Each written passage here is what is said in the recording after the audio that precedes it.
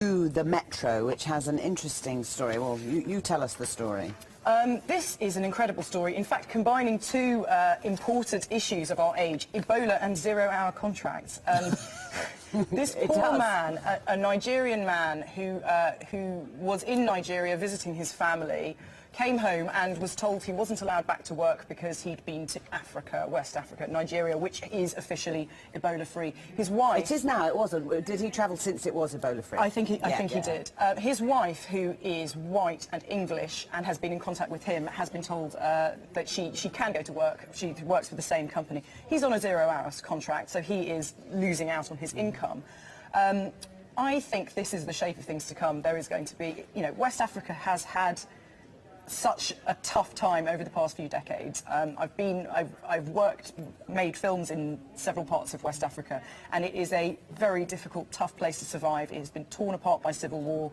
It has been torn apart by so much, and then the legacy of Ebola is going to last for decades, because not only do you have orphans, not only do you have infrastructure totally overstressed and diseases that could have been treated not being treated because of the effect of Ebola, you're going to have prejudice against West Africans for decades to come. And I know of cases where somebody I know was meant to go on a business trip to Kenya, and his Kenya on the other side of Africa, Africa being a continent, not a country, a massive, massive continent, and his company didn't want to send him to Kenya because of the Ebola risk. It's ridiculous. And we've seen it in America, where there has been a bit of a backlash. Well, we have, and I think the point, when this is over, and at some point it will be over, I think the international community has really got to step up to the plate, because they haven't done so far. Britain has, America has, but very few other countries have, and these countries will need a huge amount of inward investment. About 4 months ago, I chaired a sort of breakfast round table on inward investment into Liberia, and they were really excited about the prospects.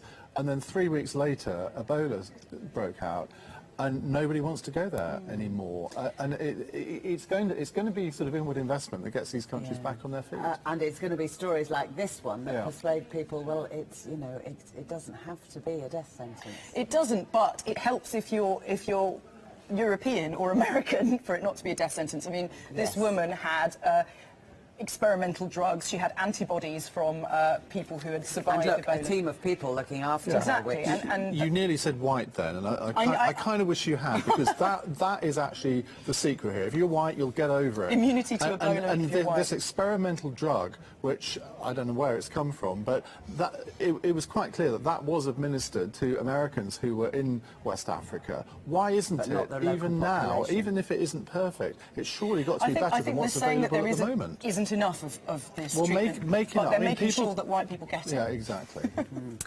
We're going to go back to the